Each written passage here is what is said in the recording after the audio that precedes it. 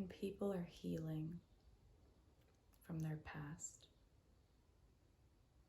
or trying to, there comes a point where they realize they need to open to this pain. They need to let it happen.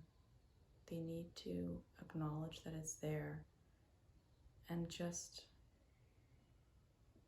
surrender to it, open up to it, which can be very difficult to intentionally allow that pain.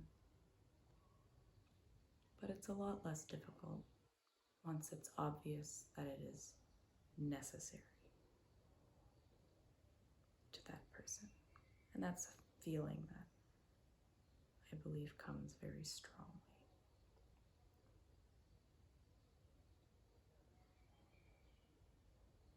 So now to loop in what I'm trying to say about paradox is that there can be very subtle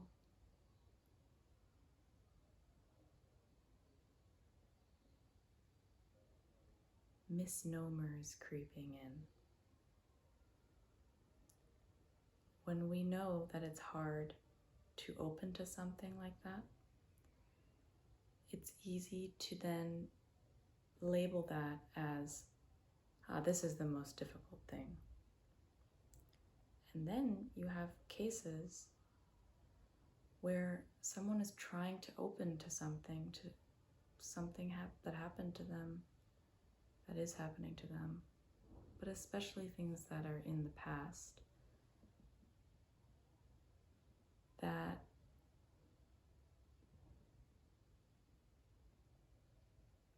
and they're not getting anywhere. And it just feels like they're stuck. And what I introduce here is openness to closedness, full tolerance, actual, sincere tolerance must include intolerance. So, actual openness needs to include an openness to the possibility of closedness. There might be things that you don't need to open to.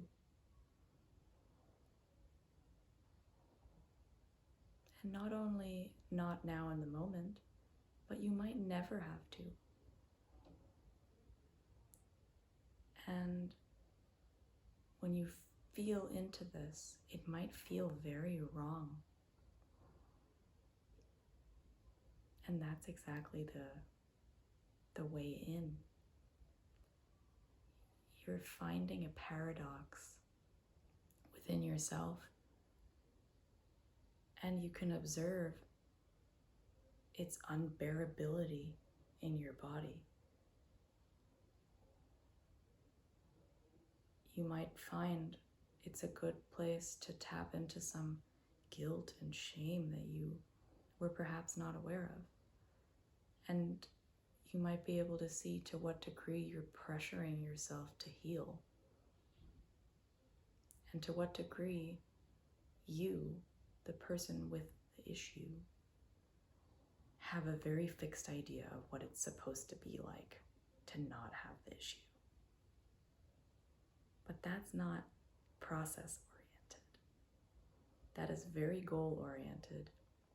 And it's a goal set by a person who, if you include the goal, is supposed to change.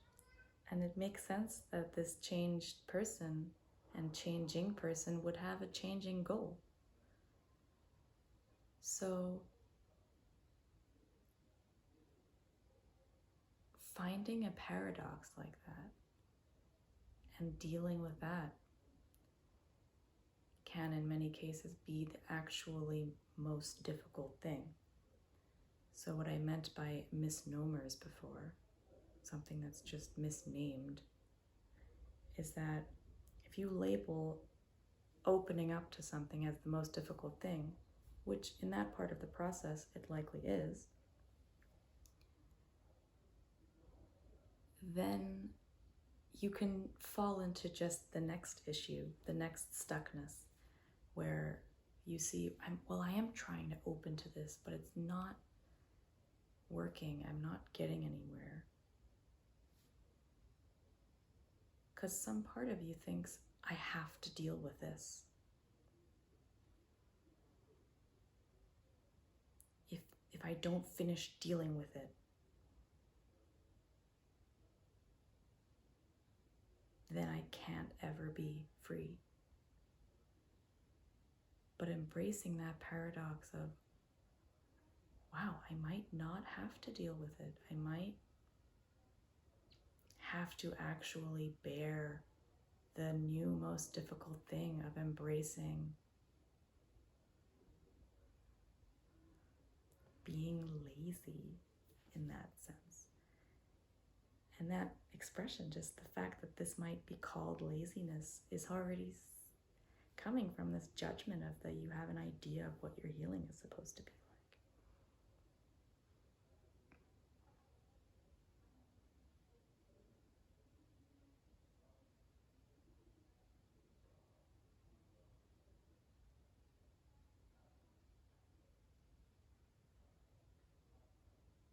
This is obviously an ancient concept, though I haven't heard the Japanese wabi-sabi applied to psychology.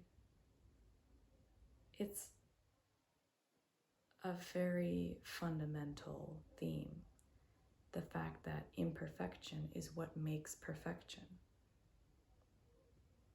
Perfection must include that imperfection.